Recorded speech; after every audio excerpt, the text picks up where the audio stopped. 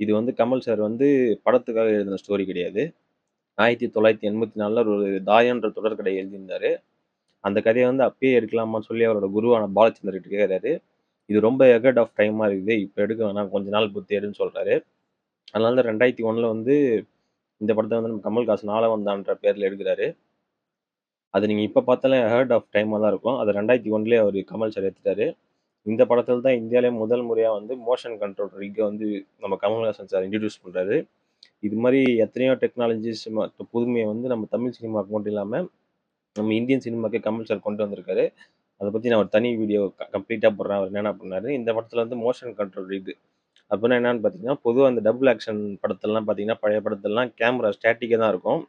Double action இந்த ஒரே character 2 பேர் பண்ணும்போது, அப்போ வந்து கேமரா வந்து மூவே ஆவாது. ஸ்டாட்டிக்கா தான் இருக்கும். இந்த ஆளவந்தனோட ஓப்பனிங் சீன்ல பார்த்தீங்கன்னா, இந்த நந்துவும், விஜயும் 2 கேரக்டர் பண்ணியிருப்பாரு கமல் சாரு.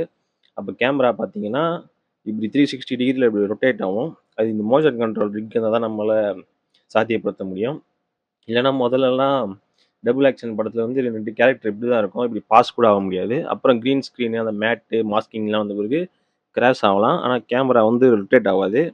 ஸ்டாட்டிக்கா தான் இருக்கும் கேமரா. பட் இந்த மோஷன் கண்ட்ரோல் ரிக் நம்ம யூஸ் பண்றதுனால 360 டிகிரி இது பண்ணி அந்த மூவ்மெண்ட்லாம் பக்காவா இருக்கும்.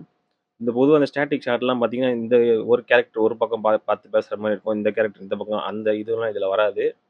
நம்ம கரெக்ட்டா ப்ரோகிராம் பண்ணிட்டோம்னா, அதுக்கு தகுந்த மாரி சூப்பரா எடுத்து குடுக்கும். அதனால டபுள் ஆக்ஷன்